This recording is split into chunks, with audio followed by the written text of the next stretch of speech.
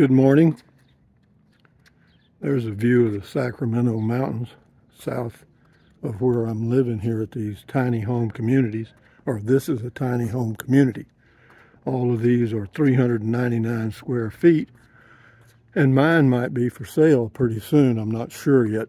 I'm buying a place near Carrizozo and looking at my quote options, right? One option is to do nothing and stay right where I am in this cute little tiny home community. And it's really nice. They got 50 tiny homes in here. It's gated. They've got the Xeriscape or whatever. And, it's okay. Nothing wrong with it. Here in Alamogordo, New Mexico. Temperature, the year-round climate here is pretty good. And Carrizozo, where I'm going, is, well, it could be better or worse depending on your point of view. It's about 5 degrees cooler on each end. That's good in the spring, fall, and summer. But in the winter, they get a little snow, not much. Not like this is one of the things I love, is the dogs barking. Not many, though. They don't bark often. This is a little dog area here. And again, that's the Sacramento Mountains. I'm just out for my morning walk, just getting started.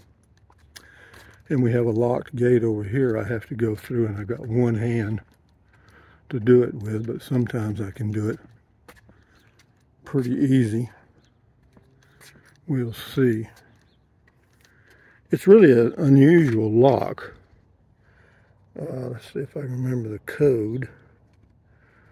That's always the first trick. Whoops, too far with that one. Don't y'all love that view you're looking at right now? Hang on, it won't take me too long, I don't think. There, I got it. See there? Got it. And then you pull this like that, go on the other side, like this, push this back, like that, put the lock back like this, put it in there, and then turn those little deals again, and you got it. Okay, now back to options. Option one is to stay here and do nothing, as in no change. Is this bad? No. Great. This is a good place to walk. I don't have any problems with this. I mean, I walk across this open field here over in that neighborhood for walking, so the walking is okay. The view while I'm walking, hey man, not bad, not bad. Again, Sacramento Mountains, south of Alamogordo, or southeast. Enough said. Another option is, to buy the property and use it for recreational purposes only, and just drive back and forth from Alamogordo, go there, stay a few days, and come back. Use my Transit Connect camper van that I've made into a livable space, and add some things at the building there on the property. It's got a two-car garage on the property. It's 24 feet by 24 feet metal building, and I could put stuff in there for cooking, and there's power. I got water, sewer, and electric on the property, and so I could add some power in that building. There's already some 110 outlets. That's all I need. So I could use it for recreational purposes, and that would be okay and comply with all the quote covenants and ordinances and everything else. But you can't live there in an RV. You can have an RV on the property for like 9 months and a year, and then you have to leave. And if you leave and come back, I don't know how they monitor it, but again, you could probably do a lot of cute things.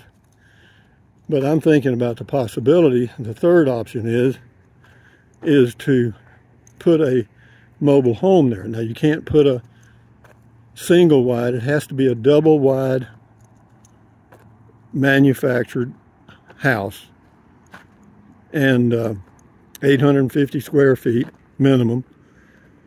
And there is, or was, a double wide manufactured home on that property for several years, and they moved it to Las Cruces when the couple moved to Las Cruces from Valle del Sol in Carrizozo.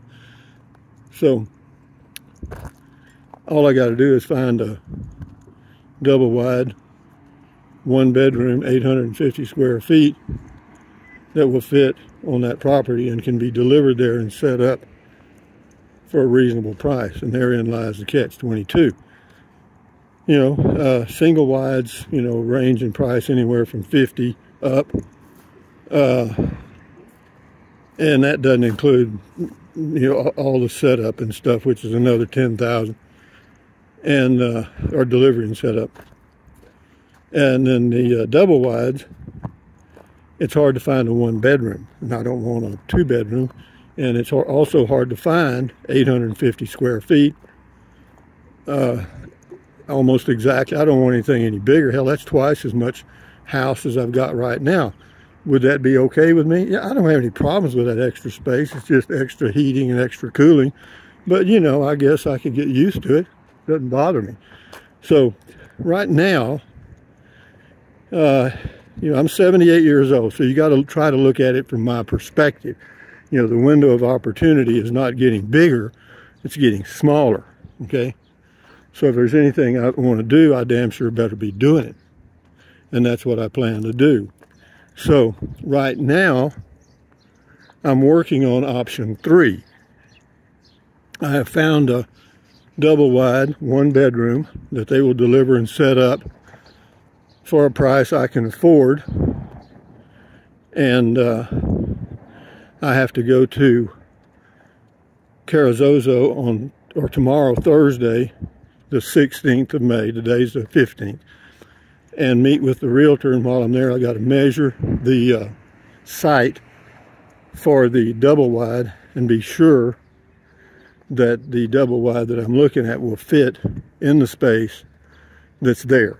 And I'll have to take some pictures, and then Friday I'll go to Las Cruces, which is about 70 miles away, and talk to those people and show them the pictures and give them the dimensions to be sure that the double wide I'm looking at can be set up in that spot for the cost that we've already been quoted, or I've been quoted. So anyway, right now option 3 looks like it. Now then I plan to live in on that property in Carrizozo.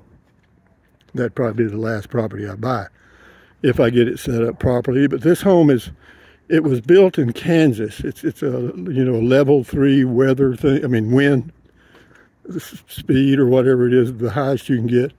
Double pane windows, 2x6 flooring, you know, sides, you know, extra insulation, blah, blah, blah, because they were planning on selling that unit in Kansas. Somehow it ended up in New Mexico. And it's a hard sell because it's a 1 bedroom. And that's fine with me. So we negotiated what I considered a fair price. And now I got to go look at it on Friday and see where we are and be sure it'll fit. If it does fit, I like the unit, we're done on that deal. So I'll have a house in Carrizozo. And here's another deal. How are they taxed? Well, you got to pay sales tax at 7% on the unit. So hell, the sales tax $4,000 to $5,000 to $6,000, you know. And then yearly you pay personal property tax on mobile homes in New Mexico. It'll be the same as my home here in Alamogordo, about $30 a month or in that range, which is not bad. And then as far as the monthly budget for me, you know, I'm paying $380 a month here for lot rent, which I would not be paying in Carrizozo, but I would be paying in Carrizozo. I would be paying water, trash, which is about $40 a month or less. It's not much. And of course tax is the same, but I feel like it'd probably be maybe, well, with the cost of living there in Carrizozo area being higher, you know, gasoline's more expensive, food's more expensive in Ruidoso than it is here. You know, everything's more expensive in Ruidoso than it is in Alamogordo. and so my cost of living would go up. I'm going to just say round numbers, probably $60 to $80 a month. And so, looking at the budget now compared with the budget then in Carrizozo, the monthly budget's going to be probably $80 to $100 less, because electricity will be more. Otero Electric Co-op charges a $30 a month availability fee, whereas here in Alamogordo, Power Company of New Mexico charges $6. My first utility bill or electric bill here in Alamogordo was $17.28 or 29 cents for a month. I mean, come on. Well, it'll be $100 in Carrizozo using the electric co-op. So I got my numbers together, and I've always said that before, that one of the things you must do as you go through life is know your numbers. Know where you are. You got money coming in, money going out. Okay, how's it look? Is it the same, more or less? You got to know your numbers. So, and I was a CPA for years, so I kind of do the numbers pretty easy. But the numbers look okay. The quality of life looks like it might be improved.